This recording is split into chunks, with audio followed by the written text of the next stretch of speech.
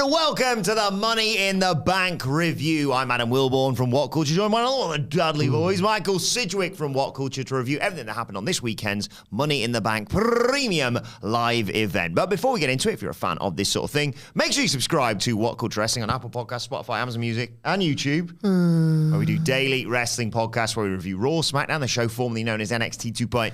AEW Dynamite, AEW Collision, pay-per-views, premium live events. We have interviews, roundtable discussions, and a roundup of the week complete. A quiz, of course, on Wrestle Culture. As I said, though, joined by Michael Sidgwick live on YouTube to review Money in the Bank. Not necessarily the best show, but you and I have both said, independently of each other, loads of fun. I had a lot of fun watching this. ... does not mean the show was very good at all. Elements of it were fantastic. Elements of it bordered on the disastrous. I have problems with one of my favorite things, shock. But there should be lots to talk about as we unpack. It's interesting, though. This is the first PLE I've noticed, and again, you never know what is consensus, if there even is such a thing. It all depends on who you follow, how your social media activity is curated. Mm-hmm. This felt like not everyone was really into this, and it was thrown into sharper relief when I saw the consensus and the buzz that Heatwave got. If you're a dyed-in-the-wool, absolute hardcore WWE fan, you know, one of these, Hamflet types, this is a bit of a throwback. Yeah. Nostalgic for the times of, NXT's just positively embarrassed the main roster. Mm-hmm. And it's weird. It's Levesque who's on the other side of that. Yeah, big weekend for WWE. Money in the Bank on Saturday, NXT Whip. On Sunday, we will be reviewing that tomorrow, all going well. But only that, in terms of big events across the weekend. Friday was, of course, Hayley from Canada, a.k.a. @GiftedPink on X. And in our chat today, it was her birthday. Once again, happy birthday from all of us here at What Culture. Hope you had a lovely time. Looks like you did. She was in attendance for Money in the Bank. I'd love to have seen some of those bumps in person, man. And it was also, today, in fact, is Vanda's birthday. Happy birthday, Vanda. Says, afternoon, you fine gentlemen. It's my birthday today. Acknowledge me. We acknowledge you. Vanders. So thank you very much for that. We'll get into some of the chats and donations and questions and stuff as we get into it. But let's start at the beginning of the show, and we'll try and sort of intersperse it within that. And the show opened, Money in the Bank this is, with the men's Money in the Bank ladder match featuring L.A. Knight, Rhea, Jey Uso, Yeet, Chad Gable, thank you, Carmelo Hayes, I'm him, Andrade, Tranquilo, I suppose, and Drew McIntyre. What he used to do with his opponents. Oh, God, what was the word? He would what? Brutalize. I genuinely forgot. There's so many bits. I can't keep up with them all. Too many bits. There are too many bits on this podcast. So, you've admitted previously, actually, haven't you? You're not a huge fan of ladder matches, but when WWE does it, you kind of get into it. I love a ladder match. There's too many. I think everyone can agree on that. I've admitted. No. WWE tends to do multi-person ladder matches better than AEW. I will say that the TNT title match was better than this one. Mm-hmm. This one was just a little bit less insane, but they've got the formula down pat. Compared to the women's, oh boy, I cannot wait to unpack it. Yes. This was more a controlled chaos. Yes. Everything looked clean. It was more hinged than unhinged. Flew by for me. But it flew by. It was like, this is a bog standard WWE multi-man ladder match. Is always really well done. Yeah. Exciting.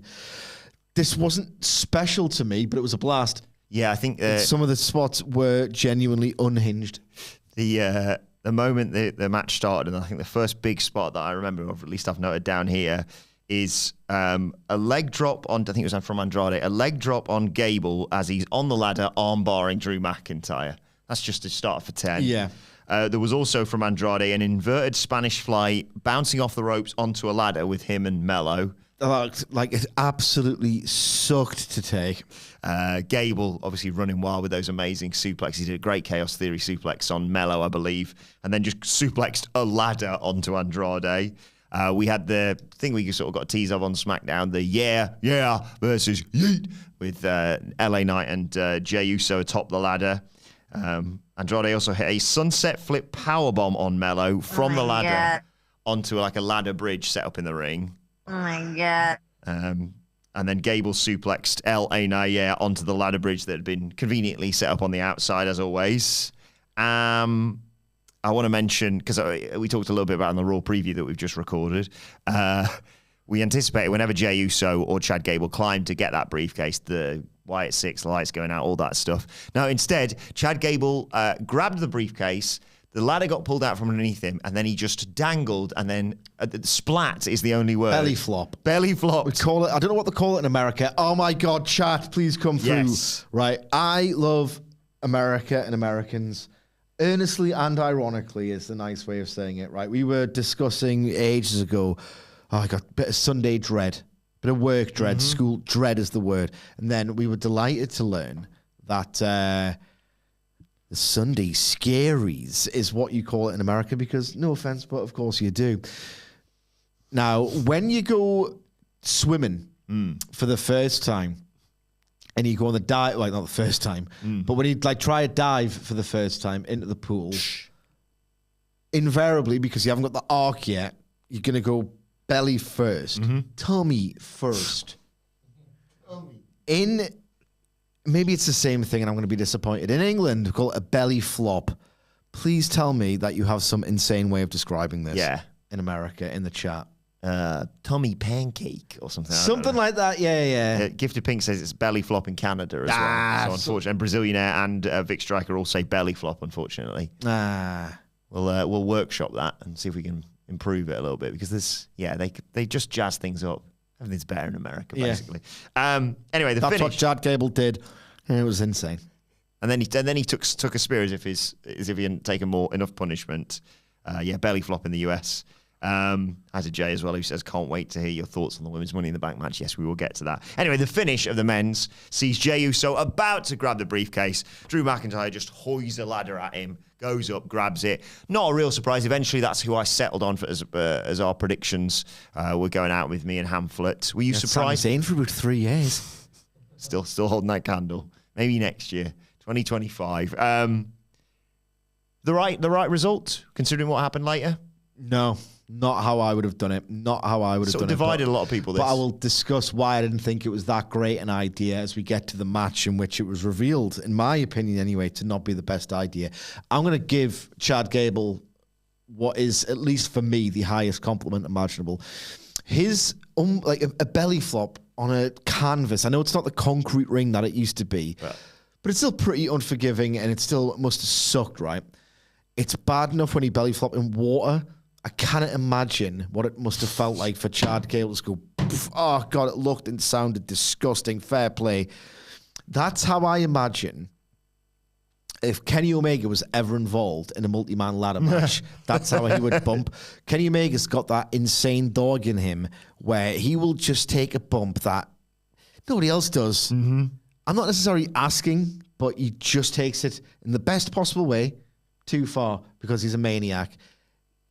Kenny Omega, as far as I can recall, don't correct me, I don't want to be wrong. He takes bumps on like the underside of tables, like where the metal legs are flattened. I've seen him bump on that twice. Once against Joey Janela on Dark of all shows. Jesus. And once, I think in the Ospreay match at Wrestle Kingdom, he took one on the underside. Just finding... On the underside. On the underside, just finding a different way to make something look like it absolutely sucks. And fair play to the creativity and the balls on Chad Gable, because he's done it here. Chad Gable was probably going, can I not just be abducted by the Wyatt Six instead of taking that bump? But yeah. I'd rather be abducted by Dexter Lumis than take that bump every single day of the week, which highlights another problem with this potential Wyatt Six and how it goes. You've seen this match a million times. It never really fails to A, be good, B, impress and thrill you. But at the same time, there is an element where it's no longer special. And I think you cannot really say anything more about this than that. You kind of know what it looks like before it happens. I will say 2 more things. One, the waiting around and overselling on the outside, as egregious as ever. As egregious as ever. But I will say as well, I think that this was Carmelo Hayes' best night on the main roster. And oh my God, he was kind of overdue a good night. He had that pretty rubbish match with Cody, which is not good because it was meant to be the redo of Ruthless Aggression, and he didn't really show anything for me, and there was that weird finish. And then ever since, he's had the odd promo botch. He hasn't had like a proper bona fide class match on TV. I don't think it's been a good sort of run in 2024 for Carmelo Hayes.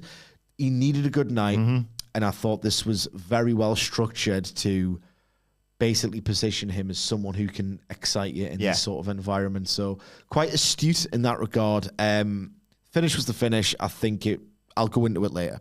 I really completely agree with the point on Mello. A nice nod as well from him in the like press conference prior to it, saying, "Oh, Kakashi on anyone. Maybe I'll go back to NXT and go after Trick." That was a lovely touch, I thought. I tried to make the argument that you could sit there and say anyone can win this match. You can see booking decisions made for all of them. And then the match started, and I went, "Yeah, Andrade's not winning. Mello's not winning." I knew that 2 weeks ago. If not the moment he was announced. I was hoping Chad Gable, Jey Uso. Andrade got no reaction as well. Jey Uso, is just beloved, obviously. An LA night, especially considering what happened last year, I could have bought. But I think Drew was the right call. And I quite like what they did later on in terms of burning through the briefcase, which is weird for me because I don't normally like that. You know my love for Money in the Bank and the Money in the Bank matches.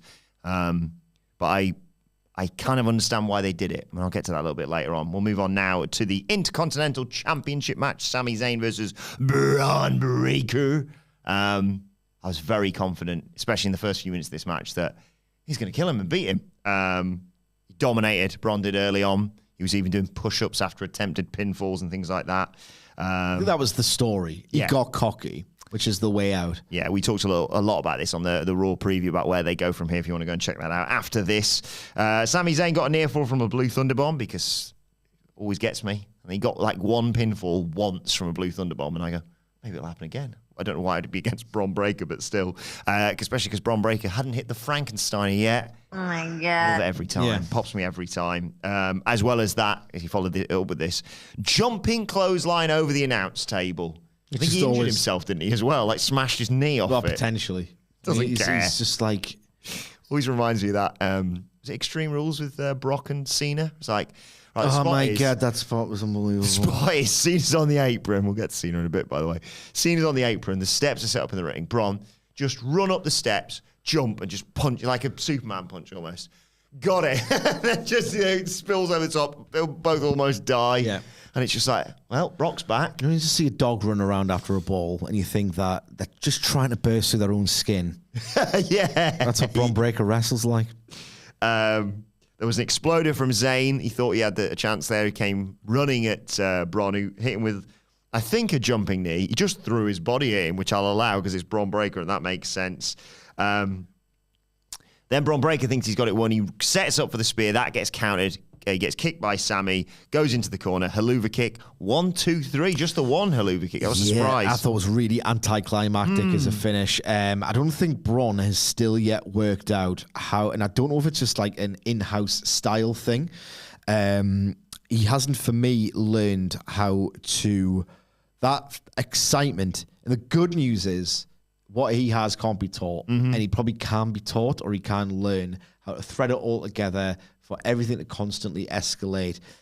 Because of the in-house style, it's all very back and forth. There's a lot of back and forth in pro wrestling, and it's true in WWE. It just never feels to me like you can grab your attention, and it's not like about necessarily picking those spots so that they matter. There's just a lot of dead time in a Bron Breakker singles match. I don't know if he wrestles anywhere else, and if I'm booking him, he doesn't go anywhere more than 6 minutes. Like 6 minutes. How long did this go? 13. You can feel it as well. It gets a little bit baggy, the Bron Breakker match, and he's still not excellent at crafting matches together. They sort of tried it out in NXT, and that was the case study for me of like, there you go, there's your limit. Don't go past that. Yeah. I mean, he's going to have to learn at some point if he wants to, at some point he's going to have to go 2025 if he ascends up that card, and he still feels a long way off. I was very much whelmed by this match. There are things that Bron Breakker can do that nobody else can, and they will get me every single time. Like out your seat, like barking basically, and then it's all very a match. Like between those moments, like the spaces between the moves, his incredible spots. He's just a very spotty wrestler. And I thought the story that they told of him being a bit too cocky and overconfident was a decent way of like stopping this rampage that he's currently been on. Only he could stop it. But my God, I think like they should have done an overkill finishing sequence. I agree. It's like 3 or 4 haluva kicks in a row. Gunther with like 3, and obviously the brainbuster spot, but he hit him with a fair few in that match as well. And I'm not saying he's on the same level as Gunther, Bron Breakker, but yeah, I'm going to let it play. I'm going to see. It all hinges for me on how they. Yeah, it all hinges on how they follow it up on Raw tonight, I reckon. Because if he just carries on like nothing's wrong, then they're just presumably just gone off. Pushing Bron Breakker as fast as they were. It's just weird because there's usually like tricks that they can pull. Like, there's loads of little corny tricks you can do. You could go a visual pin off a ref bump, obviously. Exposed turnbuckle. Like loads of little corny tricks like that. Nope. We'll see. I thought he would have got loads of finisher kick. Nah, it was a weird finish. Like, the result is one thing. The finish can mostly justify any result. This didn't do either for me. I was very much whelmed. What happened next was, well, I assumed if there was going to be any music wrestling crossover, it would be Taylor Swift and AEW, what with their Wembley dates aligning so well. And there's another connection there, of course. Of course. What's that? You said of course. Oh, yeah. No. But... Do you know the story? Oh, I do know, yes. Jeff Jarrett, yes. Yeah. Taylor Swift used to babysit Jeff Jarrett's kids. It's wild, that, isn't it? Yeah. I know that, yeah. Used to babysit Jeff Jarrett's kids. Do a crossover on AEW. Well, unfortunately, that crossover has already happened with Taylor Swift and WWE because in October, we got Bad Blood.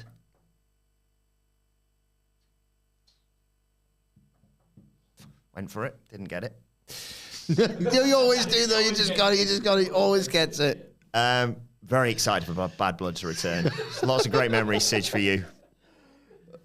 First of all, something like Kiag. Second of all, Bad Blood is either the most goated thing of all time or the absolute worst dog. I'm going to save you some work. Most dog shit you've ever seen. Like, oh my God. I've beat this phrase into the ground. I've never been afraid of The Undertaker, right? 1997, In Your House, Bad Blood. He's like a great old one. A Lovecraftian horror of...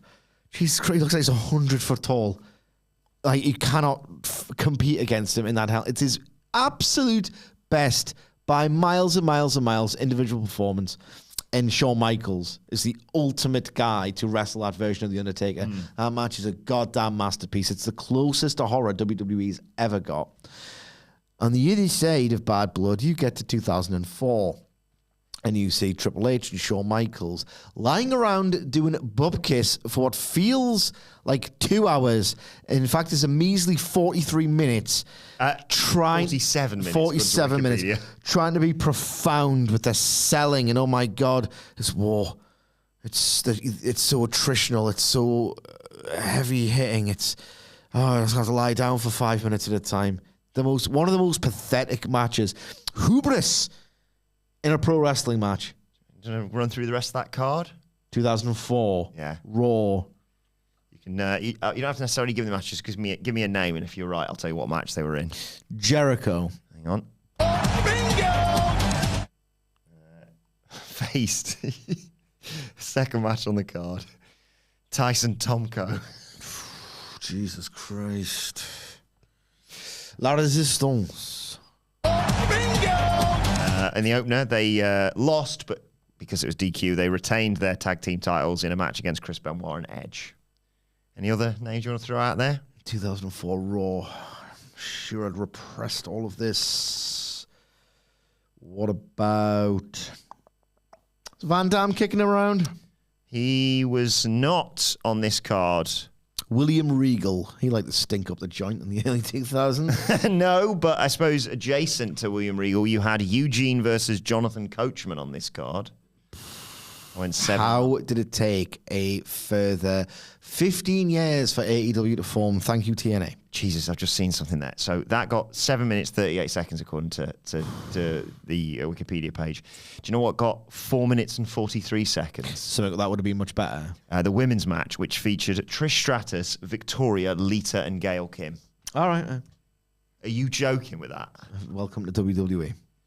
We also had Randy Orton defending the IC title against Shelton Benjamin.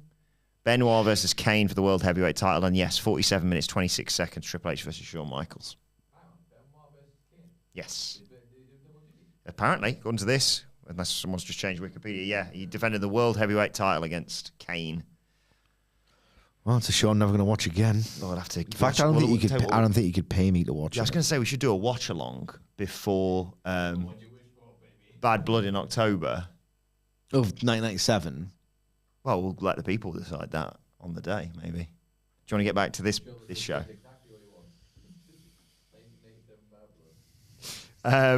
Following the Bad Blood announcement, we also got Trish Stratus, the host, of course, of the evening. Trish Stratus. Oh, my God. Oh, no. What happened? What happened? I thought it was going to be the...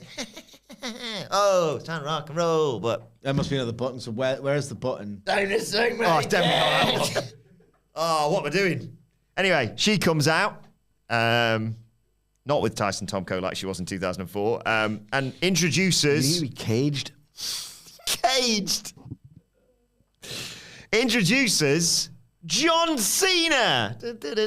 He comes out, huge, but a lot of speculation online about this one, of course, and announces his retirement from WWE. I have to say, I thought it was done there and then. I was like, yes. That's why you like this show so much. But then it's, no. Well, yes, it's not immediate. It will be, well, he says basically he's going to retire after WrestleMania 41. He also says the 2025 Royal Rumble and the 2025 Elimination Chamber will be his last. It's not the only shows he's obviously going to be working. He's going to be there from basically January to April. All part of obviously WWE moving to Netflix. All makes sense, really. And he had a thing on his towel and he said it was one of his final lines as part of this promo. The last time is now. What a legend. Nah. By the way, I saw your tweet to... Who you replied to? You were like, yeah. Fraser Cranium. That was it. Yeah, I hate that guy. No, I hate Cena, not Fraser Cranium. Yeah. This doesn't move me at all. There was a lot of Cena nostalgia in the aftermath. I opted out, mostly, of those conversations. I will say this is quite savvy on WWE's part. Yes. Because you add stakes to something, a finality, and then instantly... people's memories of John Cena, at least as far as I saw on X, mostly were like, right, let's just bypass that last year. Oh, I remember when he did this, and this. I hope the Punk match can happen again. John Cena. He had an interaction, of course, at Money in the Bank. Yeah. Backstage, yeah. John Cena's last few in-ring appearances, I would describe as diabolical. Absolutely diabolical. I was never a Cena fan. I have no nostalgia, no sentiment whatsoever. I always thought... There's been the odd Cena performance I was impressed by. One of the few to do one of my favorite things, which is like make it seem like you are just putting your hands on any weapon you can find or anything that can be reimagined as a weapon in a plunder brawl. Like really good at that. His selling was always piss poor. I hate the way he moved. You know who ruined things for me? Who? Bret Hart. Yeah. When he called himself the excellence of execution. Okay. I was almost right. This sounds so wild, but because I was raised on Bret Hart. You know, when like, to a degree, I understand these WWE tribalists. Because you know when you're just raised on something and you feel like, that's the only way. That's the only way these things should be done because that's my memory of it. That's what shaped my fandom. I was like weirdly biased against, and my opinions and tastes have completely changed. But when someone was a bit rough around the edges in terms of their execution, never looked amazing, but like put it this way, if I saw Eddie Kingston in 1997, 1998, I'd think he was rubbish purely because he doesn't really move like an athlete. It's all very soulful and fire driven and like, you know, he hits really hard, but like you wouldn't fancy him in a sprint or anything like that. I wouldn't have liked him and had this weird bias against really great wrestlers who are probably better for their flaws because Bret Hart was so good. So I wouldn't have liked Eddie Kingston. I've since grown up and realised what the hell was wrong with me. And I've gone back. Like, even like, I was like, oh, Terry Funk's a bit janky in his movements. I had this thing where if wrestlers moved funny, that was like my 13-year-old interpretation of like weird wrestling. It's since gone the other way, almost entirely now. John Cena moves funny, but he doesn't have that soul. He doesn't have that fire. Like, his stupid legs and his stupid, clumsy, clunky, uncoordinated, just way he does things. I've never liked. Like, everyone's like 2015, like, oh, he's kind of wrestling like he's in Reseda, like for PWG. Like, oh, this John Cena, I'm really coming around. Well, I'm not, Doug. Never got it. Never, ever got it. The odd great match, like undeniably great match, notwithstanding. What else would I want to say about John Cena while I piss off the rest of the chat? I dare you to go back to, like, most years. I want to say 2010, 2011, 2009. Oh my God, 2009. I dare you to go back. If you like John Cena so much, you're really coming around. I dare you to stomach him for a minute in one of his storylines or one of his promos. Super Cena era. I dare you. Star Wars promo, the Warcraft stuff. It was weekly cringe. Like some of the there's nothing I hate more in pro wrestling. So much so that I identify with Glenn Jacobs. Wow. In 2012, because I was like, please embrace the hate and turn heel. I understand it made no business sense. Oh no, a WWE shareholder might not make quite as much money if you have piss off, just turn heel. It was unbearable. His material, the content and delivery of John Cena at times was the most when you just physically recoil because you hate something so much. 20 minutes at the start of every Raw. Like, unbearable. Well, good news. But I'll tell you what, though. The good news is I won't have to see him again after, next year. The good news is that John Cena, and I won't go too long on this, right, but I described him in an article once as last year's John Cena, when he would stand around and like ask for tags, and he'd be on the apron like this, and he'd be like, ah! Oh, yeah, and just shouting the moves across. So animated, and he looked like a broken action figure had been glued back together and imbued with the spirit of a real boy, where he was experiencing emotions for the first time. Yeah. Ah! Give me the tag. Then he'd come in and, like, when he does that, Shout the moves to the back of the arena. and you go like, just a pathetic wrestler and a pathetic man. Well, But I will say, as bad as that version of John Cena was, instantly people forget that version of him and go back to the memories of 2015, 2011, whatever. Adding actual stakes to what John Cena's going to do. He didn't even, I know he got ratings and stuff. He didn't feel like a star. He felt like the heroes of wrestling, John Cena. He felt like the guy, he felt like Hulk still rules Hulk Hogan. Where just like he's never great, but he just looks like a parody act of what he's doing. Yeah. Like, he just looked like a parody John Cena. It looked like the kind of John Cena who would be like backstage alongside Greg the Hammer Valentine and Alicia Fox in a Raw segment, like the one-dimensional caricature, and he's never like a real guy. But the stakes and the weight will save him. Yeah, Cena just saying, I'm going to be in the Rumble. Big whoop. Yeah, He ain't winning, obviously. But now you're like, okay, who eliminates him? Does that lead to a match at Mania? What's going on in the chamber? I should clarify as well, good news, if you're such a big fan of John Cena, Aaron Radcliffe and Matt Hallam helping me out in the chat here. He's not retiring after WrestleMania 41. He's doing the whole of 2025. So. Yeah, no, I thought you were wrong. Yeah. So we got the whole year with him, so that's good news. Brilliant. I will say, Well, there's always a level up. I've never been.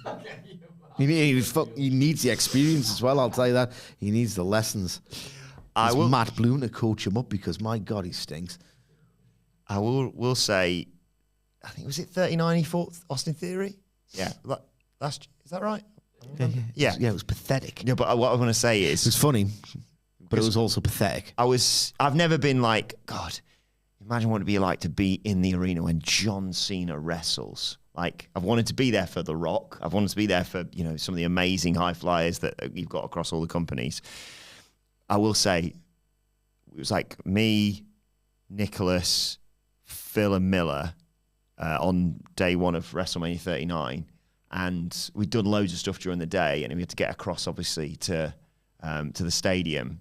And I remember everyone being really laid back of like, well, we're heading over now. It's a nightmare with the traffic, obviously. But it's okay if we miss the start because it's Cena theory. It's going to be nothing. It was obviously nothing. I was like, I kind of want to be there for a John Cena entrance. Like, I want to see what a John Cena entrance is like because I'd never got to see it before. Yeah, I did every week on Raw, which preceded a lot of boring. No. I watched John Cena entrances, Wilbourn, and they preceded the most excruciating experiences of my life. I did. No, nothing. Nothing from Thugonomics Cena. Nothing from Thugonomics Cena. He was a massive homophobe. Where's the lie? Right, let's get back to Money in the Bank because the World Heavyweight Championship match followed that. It was Damian Priest versus Seth Rollins. They both sort of distracted themselves mid-match by just saying, come on, Drew, get out here. We all know what's about to happen. Seth breaks out the old swan song from the ropes and the moonsault. There's a buckle bomb, but Priest fires back with a power bomb on Seth immediately afterwards. Priest kicked out of a stomp that was a counter to a different move. And then I've just written here in my notes, no idea what happened here. So, yeah, they're going back and forth. They're countering on each other. And then Seth, I think, suplexes him off the top. Damian Priest counters the Falcon Arrow initially, but Seth gets him with the Falcon Arrow. As we talked about on the news this morning. 1, 2, as you said, that's not the finish. Yeah. So I can't count it. Priest's shoulders are down for 3. People have argued subsequently whether I assumed Priest was knocked a bit loopy and just missed it, which is, you're never going to go 2-footed on someone like that if they've just got injured like that in the middle of the match. Other people have said, was it a production fault? Was Drew's music meant to hit at 2? Is that why the lights according to Fightful Select, no. No, it just happens was the response. So odd. That they got. Regardless, everyone's like, what the hell's going on? The match sort of continues, and then they just go, sod it, get Drew out there. It's one of the things that happens. Like, if I have to adapt something I've written from a few years ago to make a video or whatever, it was missed at the time. I thought I'd make a good video, go back and just make sure everything's in date or whatever, and I'll go back and read something I've written in 2021. There'll be spelling mistakes, and then you think, oh, you stupid loser, you're so pretentious. And then things like that, like a writer will look at their own old stuff and just go, ugh. Sometimes there'll be a sentence, and I'm like, brother, what does that mean? What have you done? So it happens to everyone in every line of work, but it's just particularly glaring when it happens in a wrestling match with that spot. So much riding on it as well. We talked about it on the news. This poor referee. Rod Zapata, who, if you weren't aware, was the same ref in the main event, and I didn't know because they never refer to the refs. Usually was the guy who refereed the WrestleMania 35 main event. And was like, oh, if you're him, you think, I can't count this again. There is, even if it's treated as a shoot, which I don't know if that's a directive anymore, but obviously was at the time. If you're him, you're thinking, well, I've just broke up the Judgment Day. With the cash, you can't do anything. There's a lot, this isn't just, this isn't just the world title. Like you say, it's at least 3 storyline permutations. Seth's world champion. Seth's world champion, you've just done a title switch. So you've changed SummerSlam main event. Yeah. You've broken up the Judgment Day. Judgment Day's finished, yeah. You've put an axe through the latest chapter of the Drew Punk series. Yeah, because you can't interfere because it's a one-on-one match rather than a triple threat now. Yeah, it's a mess. So I understand. And politically, you're thinking, well, there must have been so much going through his head when he just decided, no, it's easier just to do that. It is easier just to do that. I don't know whether he was, I assumed he was concussed or something, Priest. That doesn't seem to be the line that WWE are going with. Regardless, he didn't kick out. He should have kicked out. He didn't kick out. Whether it's production, he forgot to kick out. He was buzzed from something. I don't know. we're not going to focus on it too much. He looks gutted. You know, you see someone seething and your heart goes out for them. He looked inconsolable at himself when the fight, like all the chaos happened, and he got the 1, 2, 3. Just like he was just like muttering to himself. You know, when before like an angry outburst, you start getting like sarcastic. He was very much doing that. Well, moving past that, like you say, I was like, what the hell's just happened?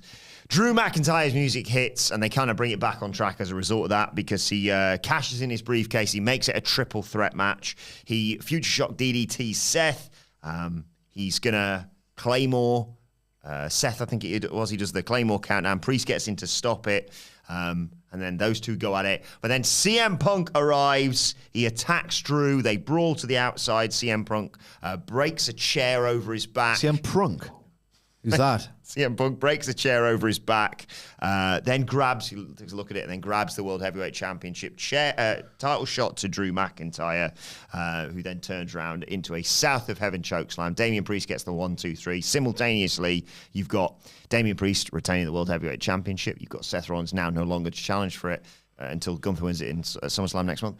And obviously, Punk has now cost Drew again, this time his Money in the Bank cash in. Right, lots to unpack here. Let's talk about the match first. Thought it was quite bad. Okay. A bit slow, a bit clunky, wavelength issues, a cliche of a match in terms of the layout, I guess. Waiting for something that we knew was all knew was going to happen. Yeah, so it's just affected by all sorts. Individual weird performances, as we've just discussed. The fact that there were wavelength issues that didn't seem to click.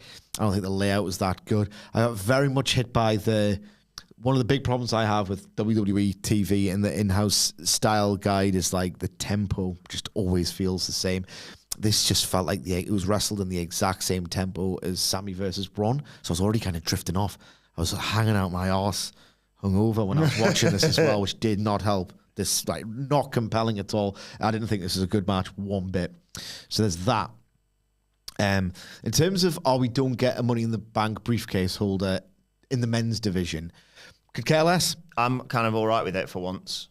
I think. Oh, sorry, I couldn't care less. Yes. It was one of those things where it was a sort of difficult thing to navigate last year with Damian Priest. No one really needs it to be like justifying a title shot. That's the thing. That's a good. You don't need it to justify a title shot. You don't need it as this sort of shortcut to get over, because a lot of people get over in WWE nowadays. It's part of the thing of it being red hot, right? Moreover, Cody's probably holding that belt until The Rock gets here. Mm-hmm. Why would he be so quick to take it off Gunther? You know, you could argue that Money in the Bank is a concept in and of itself, does not marry up with Paul Levesque's ideals and philosophy as a booker. He loves his long title reigns.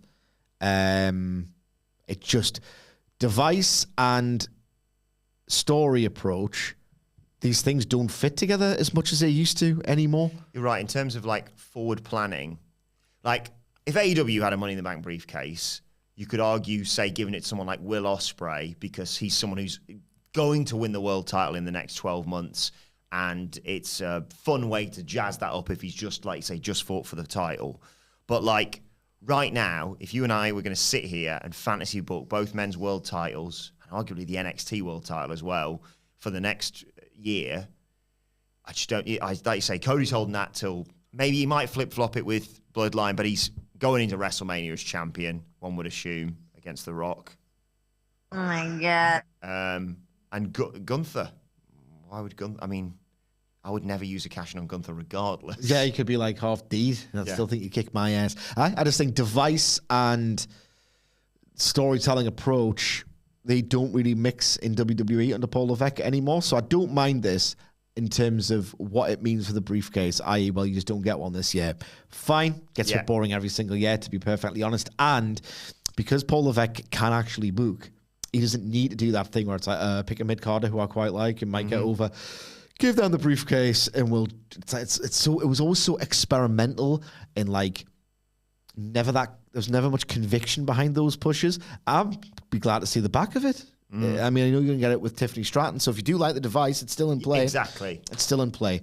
I thought it was one too many. After Clash. This is my final one for Drew and Punk. I was just at the end of my if you're going to do that result at Clash, it was so bold and like not without controversy. And as I've said, like these WWE fans are absolutely cock a hoop, doing cartwheels at how much they love this product. And it ain't going to last forever. No. And you might accelerate the inevitable because no promotion stays hot forever. This is the second main roster pay-per-view, PLE, whatever, in a row where it's like, I don't think everyone was like ecstatic about it. You had to go big on that Clash. That should have been the ultimate, I cannot believe you've done this transgression. We'll have to have some kind of like plunder war, like some really bloody like grudge match to basically do the same thing. I don't know. It didn't work for me. Not only did it sort of just compound that feeling at Clash at the Castle where you just strip away just how shocking that was. It's like the norm now for this storyline. Yeah. So I didn't like it from a plotting perspective, and more to the point, from a character development perspective, I'm not an idiot. I can follow a WWE storyline. I know that in Drew's head, he's thinking, well, I've just beaten up Punk at Madison Square Garden, left him a bloody pulp, even though it's not real blood, which didn't help this at all. If he was proper blood-soaked with the real stuff, you'd think, that's a really cool image. You'd think, there's no coming back from that. It would have helped. It would have helped. If you're Drew McIntyre, it's hard now because the babyface heel alignments, I would argue, are now so blurred that I don't know who I like anymore. Like, CM Punk just feels like he's kicking the cat. I know he got his ass kicked and whatever. I'm a bit lost on who I really want to get behind when this match actually happens. And I know you don't have to get behind one person. You can see it both ways. But at this point, I don't think it's quite as sophisticated, especially with the logic flaws in the Clash at the Castle. I think this is not as clever as it thinks it is anymore, where for a while it was really, really strong. And from a character perspective, right, with Drew McIntyre, yes, I understand that in his head, he's got rid of the CM Punk problem once and for all. Have you seen wrestling before, Drew? You know what I mean? Yeah. You know he's coming back at some point. You're kind of an idiot if you don't expect him to come back at some point. Wouldn't it have been a little bit more interesting if Drew had won the briefcase, right? Motion to come out, and of course you don't formally cash in until you do the handover and the bell rings. And then just like start to look around a little bit like, what if you got really paranoid with this? Yeah. Like really, really, really paranoid. It would just be, it would not make him look like a moron, which he kind of did here. And it would just add a different layer of, all right, okay, if he knows the threat's there, how is he going to cash in and when? Yeah. I thought this was just one too far for me. And it made Drew look like a moron. I really liked it, but like you say, I'm ready for the SummerSlam match now. I think it's going to be so hot. It's going to be hot. Like the card. Yeah, this wasn't disastrous. They've not ruined the match by half. They haven't done that. That match, potentially Liv versus Rhea.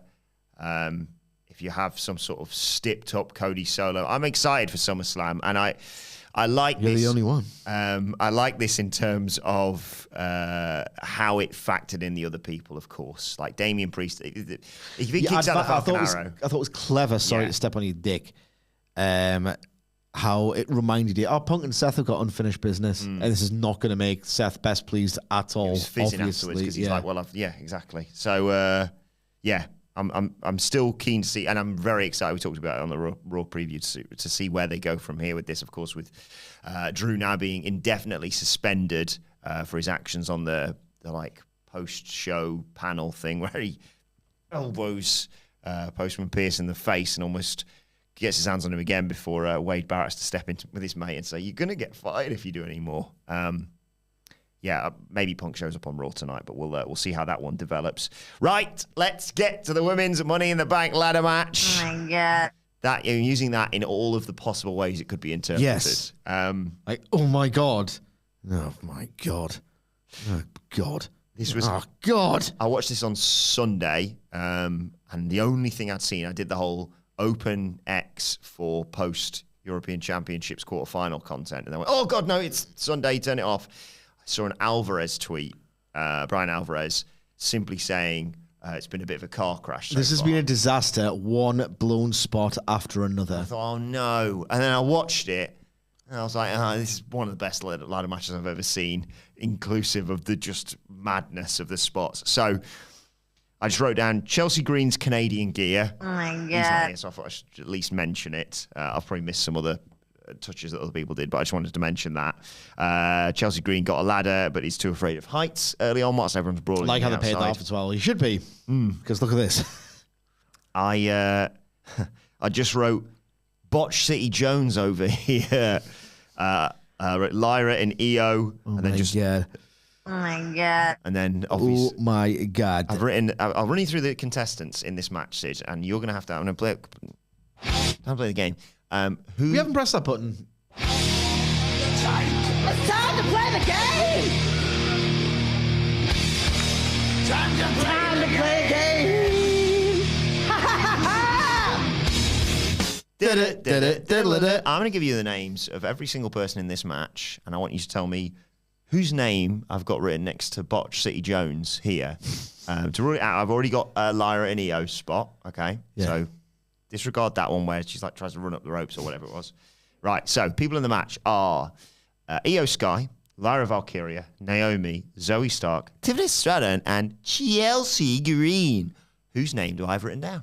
Well, I'm not being funny. I'm amazed it isn't Lyra Valkyria. She had an absolute nightmare. Zoe Stark. We showed that to Andy this morning, and he couldn't believe what he was watching. I don't know what even she was sort of going for to like flip inside, but also the spinny, twisty thing that she does, and she just landed with her own head on the ladder. I mean, I thought she'd been concussed. when she was like, I know it's high pressure situation, and I know I've never worked a lick of my goddamn life.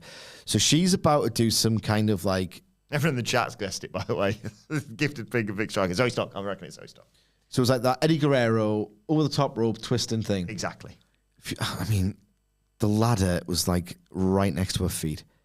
She was like, I don't even think he was the best aerial wrestler of all time.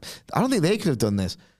There was just this. There wasn't the space to hit this move. No. It's one of those dumbass moves as well, where it's like, it's going to hurt you more than it's going to hurt there, in a way. Like, just if you're on the ropes, like, try and push the ladder outwards, or just go back in the ring, forearm to the face, you and the ladder, so you've got to, like, just improvise a little bit. She must have just panicked and thought, I can maybe try nailing it. No. Disaster. Disaster City Jones. Tiffany Stratton, Alabama slammed Naomi onto a ladder. Like, it sucked. Yeah. So many spots of that. Then she swanton onto everyone else on the outside. There was a bit where Naomi was doing like the splits between the two. She had one foot on each ladder and they got pulled apart. I did like Zoe's one-arm powerbomb on Lyra Valkyria onto the ladder bridge that had been set up into the ring. Then Chelsea Green hit an unprettier basically on Naomi. I mean, it just, again, why would you do that? I was laughing. Where's your face going? So, I mean, it's appropriately named, obviously. Then, I'm just going to clear the room for you. Then Io Sky Michinoku drivered Zoe Stark from the top of a ladder onto a ladder bridge, and it looked like it sucked hard for both. Oh my god. Oh my god. Oh my god. It looked so stupid and so incredible. What are you doing? They're the worst. Like, if I could pick any ladder match bump in history to not take, Yeah. it would be that. Amazing. Even more than the Joey Mercury Oh, right. Okay. second. Second. And despite all that, we had still the best spot to come because Chelsea Green, hugely over, of course, in Canada, having like, I'm scared of ladders. I've done a few spots on them. Suddenly, oh my God, the ring's empty. And Chelsea Green's going up. And she climbs. The crowd are losing their minds at this point. And then suddenly, I was ecstatic to see this, but other people are obviously devastated. In comes Tiffany Stratton. And they're doing the whole, there's two ladders set up. There's been a convenient setting up of some tables at ringside, not in the ring, on the outside, so even further to fall. And they both are atop the ladder. And Chelsea, almost got the briefcase. And Tiffany climbs up next to her, pushes her ladder, and as she goes, says, "Toodles!" Chelsea Green takes the most bonkers bow. She's done incredible. it before. Yeah, it's an impact. It was unbelievable. There's a great shot you've probably seen all over social media of her mid-fall. Just ridiculous, that spot. Explodes through the tables that have been set up at ringside. And, as we called, as pretty much everyone called, Tiffany Stratton, it's Tiffy time, grabs the briefcase. She is Mrs. I never know which one it is. Money in the Bank. And I don't think anyone can really argue with that. I know Chelsea had some fans of hers, and I think it could have worked. A handful even suggested as much on the predictions. I thought this was always going to be Tiffany Stratton's to win. This was so great in every conceivable way. I have long-time listeners and Sidgwick mega fans will know what I'm all about at this point. My least favorite thing is a wrestling experience, especially now that the global standard of work has improved. Maybe that's not even the word. Where it's very, very hard now not to watch a television program in which there's like a 3.5 star match or a 3 3/4 star match. I'd rather watch a 1 star dud. I'd rather watch a dud than my 4th 3 3/4 star match of the week. I hate solid. Work was solid. Nothing wrong with this match. Is that what there is? I feel nothing. That's a big problem. That is a big problem. I feel nothing for this technical, very good execution, crispness of moves. It's sort of a dry, formulaic approach. I'm not trying to be Rip Rogers here, but he didn't.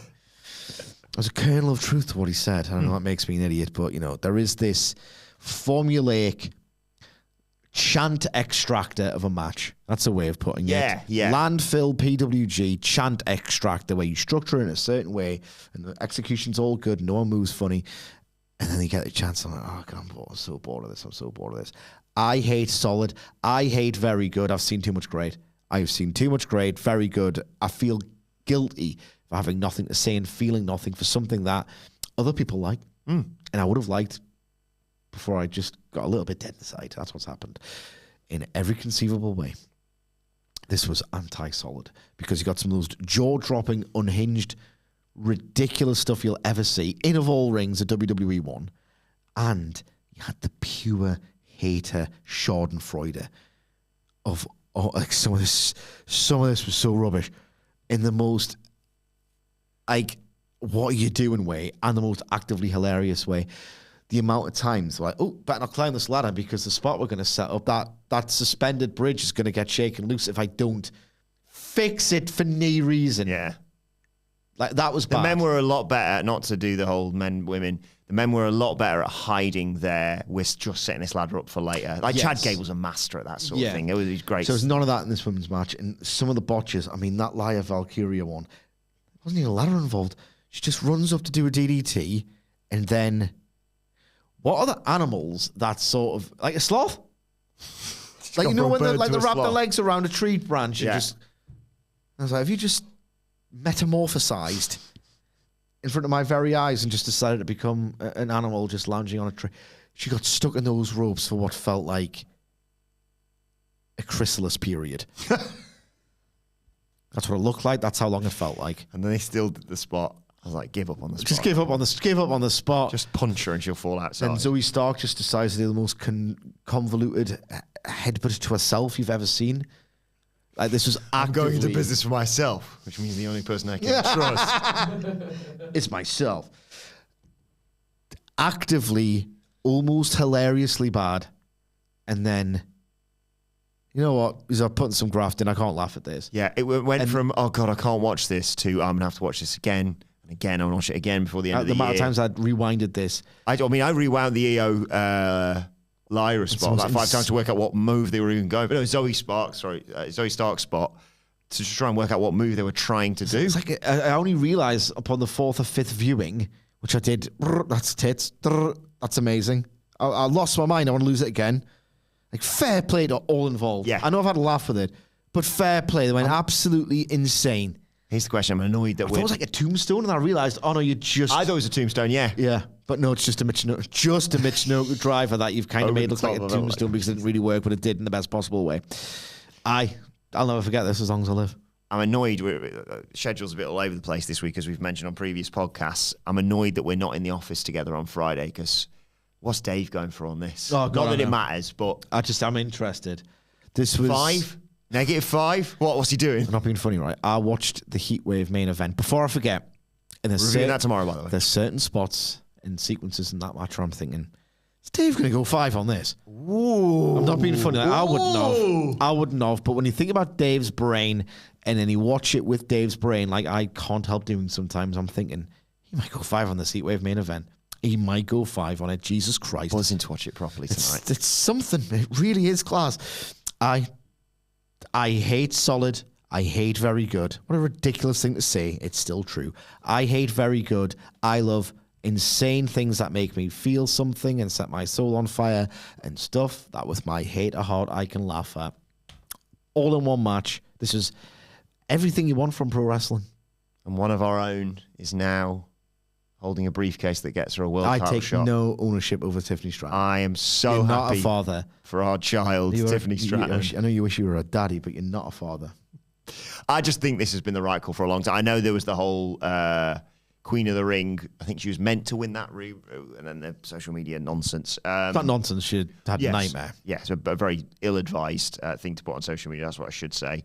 But yeah, it just makes sense. Like, whether you want to do it, I said this, I've been talking about this for quite some time on the SmackDown pods, whether you want to do it immediately at SummerSlam, like she's already aligned with Queen Nia, and then Nia beats Bayley or doesn't, and then Tiff cashes in there, and then that's fine. Or whether you want to hold it for a rainy day and go, well, if something happens, if we lose Rhea again, or we lose, another big star, or Becky Lynch Just decides, put her over the top sort of thing. She's just brilliant. I love Tiffany Stratton. I think and there was the backstage segment, of course, where Tiffany Stratton bumped into Trish Stratus. Oh my God. Oh, I thought I'd fixed it.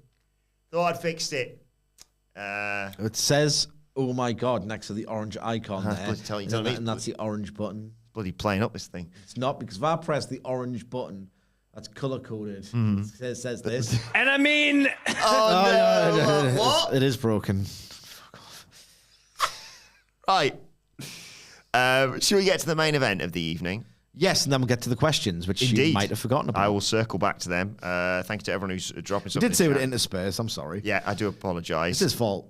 Mr. Phoenix says, I was very happy for DIY Friday, Tiffany on Saturday, Ego on Sunday. Punk himself is about to feed everyone's family. I lost my voice halfway through night 2 of 3 live shows and met so many What Culture fans in Toronto. Wrestling is awesome. That's fantastic to hear. Thank you for that, Mr. Phoenix. You were very nice about me. Let's get to the main event of the evening. It was, of course, the Bloodline 2.0 versus Cody Rhodes, Randy Orton, and Kevin Owens. And the big question going in, Sidge, was who from the Bloodline's wrestling? And unfortunately, Tongaloa stepped away. But don't worry, he's got a spot in this match. Hang on, I think it was referenced earlier by Gifted Pink. She said the real Botch City Jones is still to come. So that meant, to look on the bright side of things, we got to see Jacob Fatu wrestling for WWE. Oh my God. Oh my God. Oh my God. And thank God we did, because this match needed him, I would say. I'll get into it. Well, let's talk about it, actually. I can't wait around any longer. It's back and forth, usual stuff. And then he's in there with Randy Orton, who does the whole draping DDT thing off the ropes. And Orton loves it. He's hit this a million times. He celebrates. He spins round. And Jacob Fatu's already standing there. Oh my God. I mean, it's really simplistic stuff. Good to know that no selling's good, by the way. Yes, It's absolutely. good. It's good now. It's good now. And the Fed does it. It is goated. It is simple, so simple to do. It was excellent. But It it made him yeah. look like a monster, Yeah. didn't it? This was my broad takeaway from the match of Solo Sikoa ain't it. Luckily, Jacob Fatu is. There was also a spot. Kevin Owens, fantastic reaction to him. I know he's obviously going through a lot of stuff with his family. We wish him well with that. He mentioned it on the SmackDown prior to this. They talked about the Umaga-esque hip attack that Fatu hit on over Owens. Like he'd broken his neck basically doing it. And I was just sat there thinking, I really like in wrestling when someone can take a move that has been done to death, and suddenly make it their kill shot. Yeah. I know sometimes it doesn't really work if I talk about like Bron Breaker's spear because other people hit spears and win matches, but takes it to the next level. Yeah. Like, and I know Tony Storm's obviously got like hip attacks and things like that. I think he could have won the match there for me. I was like, oh, Kevin Owens is finished. Anyway, Owens got isolated, got beaten down. Cody came in, cleans house. There's the bit where Jacob Fatu tried to get involved on the outside and got thrown into the timekeeper's area and just took out the Doctor. Not planned, obviously, just flew into whoever it was. It brings a much needed chaos, Yeah. Jacob Fatu. Solo hit the spear. Cody kicked out, though. There was a ref bump in a bloodline match. There's a crossroads to Solo's. And then you had a frog splash to him as well. And Randy thought, well, I get involved as well. He hits an RKO. They set up for the Shield powerbomb through the announce table. But then Jacob Fatu's back because he's just killed the Doctor and now he's killing all of them. So Kevin Owens stuns Tama Tonga, who tries to get involved as well, and then splashes Fatu through the announce table at ringside. Gets back in the ring, gets Tama Tonga, gets his head between his legs. He's going to pick him up. He's going to powerbomb him or whatever. Pile driver. To him. He had a few other spots. He had to take, I think, a dive at one point during the match. Tonga Low, this is. To shove someone out of the way and take the dive. In his defense, people think he's concussed. There was What about it's like Concussion City? When there's a botch in WWE, never in this promotion. Must be a concussion. There was a bit where he had to like pull Randy Orton off the apron as well. I mean, if you looked at the spot, it probably would do it. They can't all be concussed. But sometimes people just make mistakes in the beloved WWE, okay?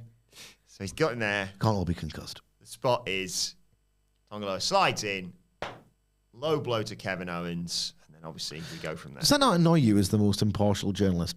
He got concussed. They got, as well as 4 concussions on every show? Yeah, was Laya Valkyrie concussed? Goldberg herself before she went out there. I can't imagine that. But she flew into a window. That would make a lot of sense. You ever had a bird stuck in your house? Oh, it's the most terrifying thing in the world. Once was just having a piss. It was years ago. Still with my parents. It was my parents' house. I would have been like 14, 15 years old, and just the bathroom window was open, and a big, massive bird came in, and it was terrifying. Like, you're not meant to be here. He wants to leave just as much as you wanted to leave. Please. I think I was cowered in the corner, but had- it just wouldn't. It was a fucking idiot of a bird, and it just didn't. You know, the window you came in from, just go out of there. I mean, I know you're a bird, but I know it's transparent, so you're probably like just repeatedly headbutting it. But come on, work it out. We had one. I was Like, feel the air, go in the direction of the air. You know, you don't. You only do it. direction of the air. Only do it every day. Idiot bird. I'm an idiot bird. That makes sense now. There was a bit, I was just going to say, I remember once coming home, I don't know how old I would have been, but it was young enough that my parents went, just go upstairs with your mum for a bit. And a bird had flown down our chimney and just, we weren't even there. And it had come into the living room, our white-walled living room. Let me tell you, brother, by the time we got home, those walls weren't white. It had just bounced off everything, and eventually my dad was like, he claims, you had to let it out the back door. I think that's how he left the back door. I think Mr. Wilbourn's just killed it. I think he's just found what's left of it after bouncing off our living room for half an hour and gone, let's best not tell little Adam. He's Goldberged himself off the entire living room wall. I think Mr. Wilbourn's just done the old Shawn Michaels. When he saw the bird flap, the wing flap, and I'm sorry, I love you. Booted it. I've got remind me afterwards. My bird was alive. Don't take that out of context. Remind me afterwards. I've got a story to tell you, by the way. I've still got the injury story to tell you. Yeah. So it's not pleasant. Okay. Sorry. Package pile driver. Come in. Low blow. He punches this mate in the head. He punched Tama Tonga in the head. No, sorry, not the Seagull. We're talking about Tonga Loa here. He punched Tonga in the head, and then he could have got away with it, I think. No. If he just... No. If Owens had just gone, oh, bloody hell. And he's back to him. He's got no idea. Yeah, I know. But as in, he just said, I just pretend I've hit you. But then he did it a second time. Like, the first one didn't feel like I was hitting his crotch. It just felt like I was punching someone in the head. Second time, low blow to Owens. There's an RKO to Tama and Tonga. Samoan spike to Orton. The spike counted into the crossroads. But Jacob Fatu, as he's there for, comes in, stops Cody, a huge implant DDT, and he holds him up, does Jacob, while Solo walks over to him and says, acknowledge me, Samoan spike. Solo Sikoa pins Cody Rhodes to win it for the Bloodline. Bold, but they have to do it. If you're going to establish Solo Sikoa as someone who can headline SummerSlam, wild, absolutely wild to me. Wild, I can't see it working really, but that's what they're going with, and that's what you have to do. Ahead of such a match, you have to do a bold booking decision and fair play. Yeah. The creative was bold. I can't imagine this match being a worthy SummerSlam main event. If it is, I'll hold my hands up. This match, it was a good job that Jacob Fatu was in it, because in and of itself, it made the match better. It was cool to watch someone get that much of a push, and it was cool to watch someone perform that well. Like his facials after the Randy spot were great. At the same time, however, you watch him and it just, by comparison, makes Solo look less and feel less it. I'll tell you what I didn't like about this main event. Did what I needed to do. Great. So does, everyone who does that job. What annoys me about this match and so many other Bloodline matches, right, is if I watch something like, and this should be, I don't think this is an unfair comparison because it's meant to be the most moneyed promotion in the world, the best, the hottest. I couldn't dream of laying out, if I was like an agent or like, if for whatever reason, I had to lay out a Kenny Omega match or a Bryan Danielson match, I couldn't dream of thinking of the things that they do in their matches, right, to create drama and excitement. I could lay out a Bloodline match like that. It's such a piece of piss. I can't be impressed by it. I can't be moved. That's so good, where they play the hits and do the usual dramatic tropes and cliches, and it's so well performed that I'm like, well, you know what you're getting, but my God, are you grateful to get it? Action-wise, it wasn't that good. You knew the ref was going to get bumped. I legitimately don't know how people watch this and get really taken in by it. I don't want to watch art where I think, I could do that. You know what I mean? I couldn't craft a joke from seasons 1 to 3 of Arrested Development. I couldn't lay out a Kenny Omega or a Bryan Danielson match. I couldn't direct Hereditary. I reckon I could lay out a Bloodline match quite easily, and I think that's a huge problem for my personal investment. What do I know? This stuff is the hottest thing in wrestling and has been for the past 4 years. Yeah, I had fun with it, but we knew where it was heading. I just enjoyed Jacob Fatu, basically, and I knew kind of what the finish was going to be. And it's a means to an end, like you say, for SummerSlam. But at parts it felt like just a house show match of just like... It was very slow. But the right result, in my opinion. A car journey. We're going somewhere on holiday, and here you are sat in the car waiting for it. You know what's coming, and it's taking ages to get there. That's what I want in my escapism. Is the bit before the good bit. Mark Lee Willis says, sick enough to entertain children. Mark Lee Willis says Solo's hair is like a honey badger. Is that his match persona? I can get that. Sailor Airman was there.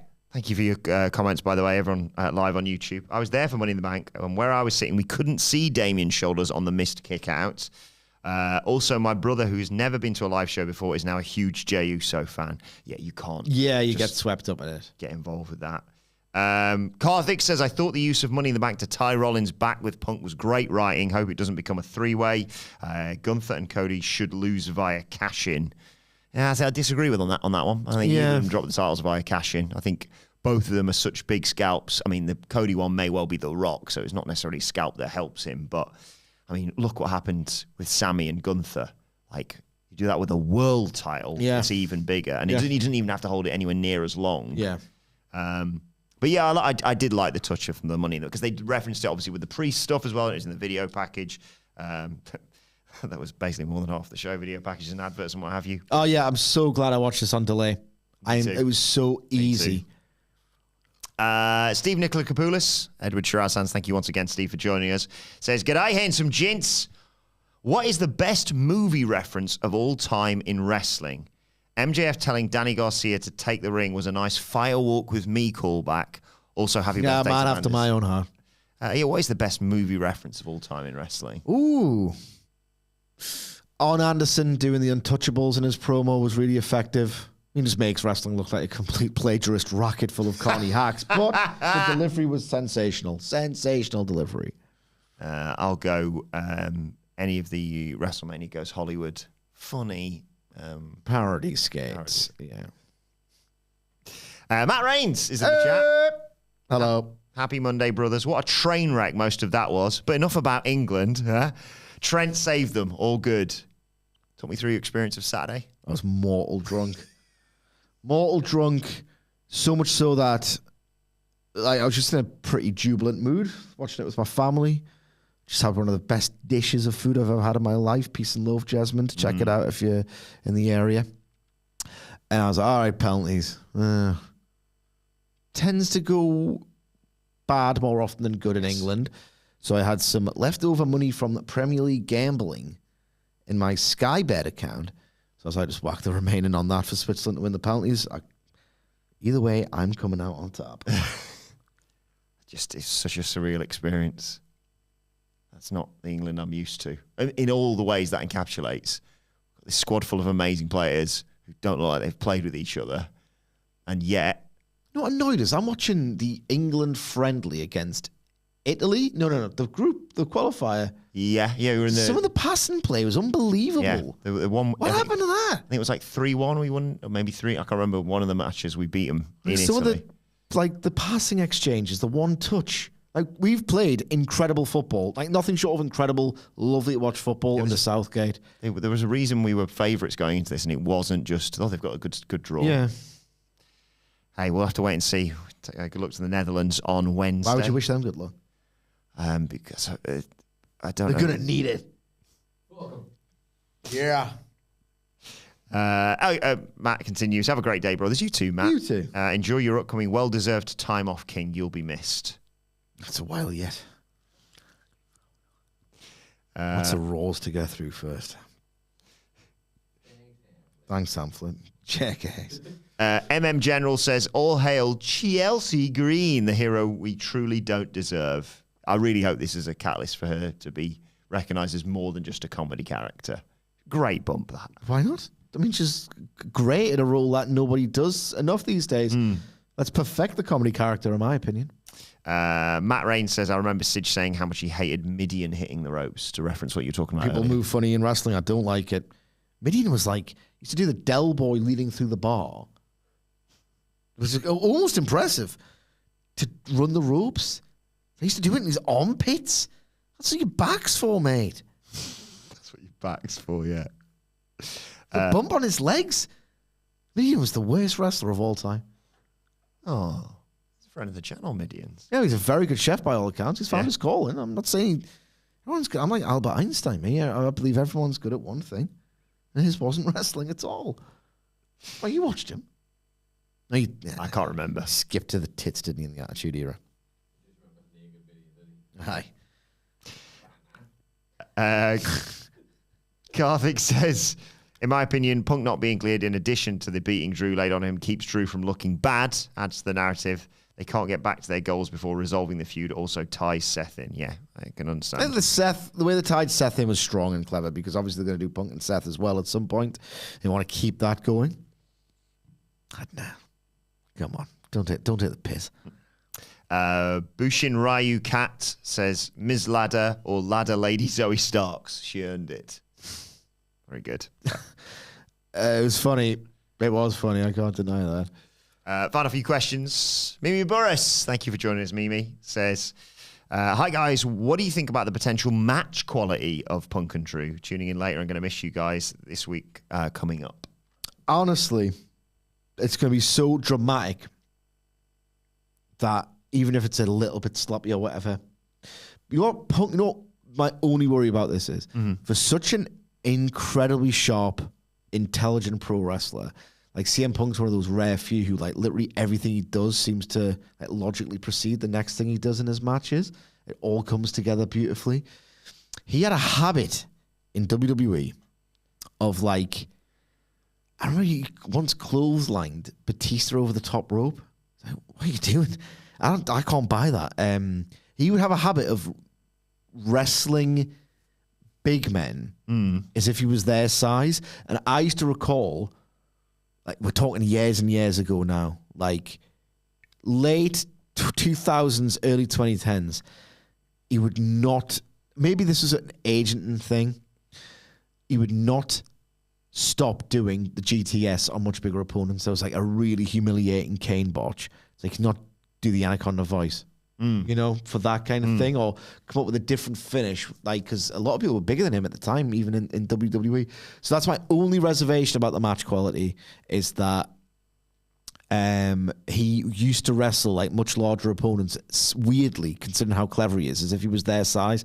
Maybe he's over that, because especially when he built his name on Punk versus Joe, maybe it must have been a WWE thing, I don't know, because when he's wrestling Joe, he very much does not do that. This is the headlock deal. So that was weird. He used to do it in WWE, though. I tell you what, though, they could craft something deliberately really well, and I've got no real other qualms about it. CM Punk's body in this at this stage in his career has given up on him so many times that I'll think there'll be this like weird byproduct of drama where it's like, can he hold up? And I think it'll be really dramatic, no matter like before they even start really doing something. Yeah, I was always astonished when people are like, well, Punk's injured, he's going to miss Mania, but get him in Money in the Bank. That's how you get him back. And put him in a ladder match. But I'm really excited. I've no real idea what this match is going to look like. But my God, am I counting the days till SummerSlam for that.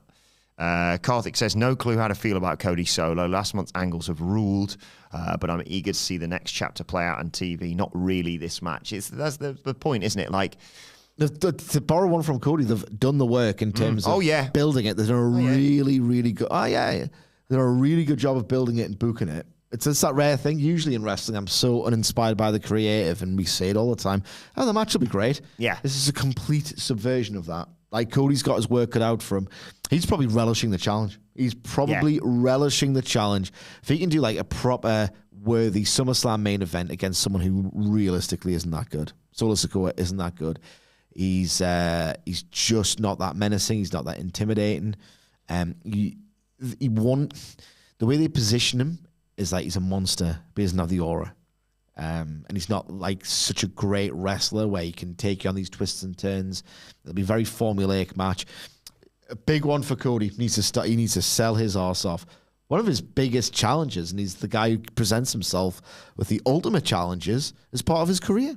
I think they're gonna, You think it'll be great because of the bloodline and it's all great. I really, you know my love for the bloodline story and the potential of a Roman Reigns return with Paul Heyman obviously being taken out as well.